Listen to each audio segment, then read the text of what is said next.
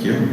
And 3 minutes each, closing remarks. Alderman Arena goes first. Thank you. I think this last question illustrates something. It's about competence, it's about integrity. If you can't admit something that in statute is absolutely clear, and I'm not an attorney and I can interpret it, and he's an attorney and a police officer and can't interpret it, that raises a question about competence to evaluate a city budget of $7 billion, or a parking meter deal, or any deal that comes across the city council. These are legal documents. If he doesn't know, he should have asked. It is perfectly clear in the statute that you do not offer under your name with your position on the ballot number and try to say, I wasn't asking for your vote in lieu of a discount at a business. I'll leave it to you to interpret that. I'll close with this. I said earlier, we are first quarter of this game. And when you are winning the game, you don't change quarterbacks. When you see that your game plan is working, you double down there. We need to continue to work together. We will continue to work together after April 7th, and for the next 4 years, we will continue to see the prosperity that we have seen over the last 4 years. We will continue to work on the level of the City Council to make sure that we honor our commitments that were made to our pensioners while protecting the economies locally.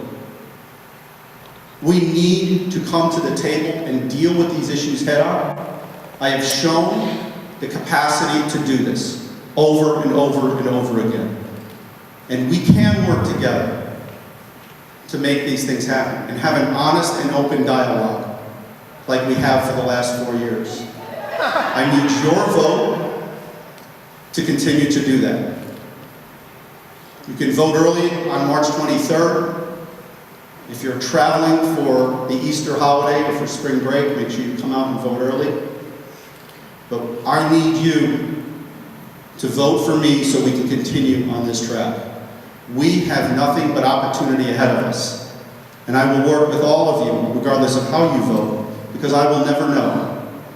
But as I've done for the last 4 years, you are welcome on my ward night, you are welcome in my office, and my staff is at your disposal. And we will work together to continue to improve the 45th Ward. Thank you. Next up, all right, you're enthusiastic. I like that in you. All right, John Garrido, your turn. So as you go to the polls to vote, I think you have to ask yourself, why did almost 55% of the ward vote against Alderman Arena?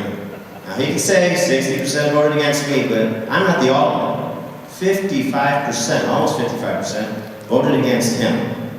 And I think the answer is clear. There is a disconnect between our alderman and our community. And that's why I'm running for alderman. I'm running for alderman because he hasn't been doing his job for the last 3.5 years. Our community doesn't want secret zoning meetings. They want their voices heard when there's proposals for dense projects in their neighborhood. They want to be informed, and they want an alderman who's going to stand up and fight for them with all this airplane noise. They want an alderman who will fight against raising your property taxes, not one who's going to fight for raising your property taxes. They want to work an alderman who's going to work with local businesses and not just show up for the ribbon cutting and take credit for them coming to the ward. They want an alderman who will get back to the basics, who's going to maintain our services, who's going to resurface our streets, fix our curbs, who's going to get the snow plowed on the side streets, and is going to trim our trees. And they want an alderman who will not say and do anything to get elected, even if it's untrue. I will be an alderman who will put the community first. I will only be beholden to you, not an organization who spends almost $750,000 to get them elected and keep them elected. Again, that's almost $750,000 that they're spending on this guy. What are they getting in return?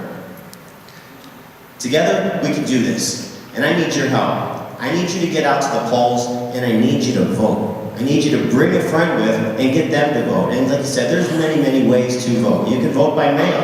Right now, you can do a request. They'll send the ballot to your house. I don't even think you need a stamp to send it in. You can go vote early, March 23rd through April 4th. Get it done. A lot of people are going to go on spring break and get out of town. If you know your neighbors are leaving, get them to go vote. But whatever you do, vote. I am going to work for you, I'm going to work for this community, and I'm going to make sure that we do the right thing, and your voices will be heard when I am alderman. Thank you.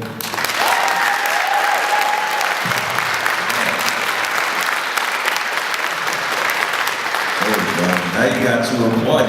You were louder when you couldn't applaud. Brian wants to make a few remarks. Is that correct? Brian Nader.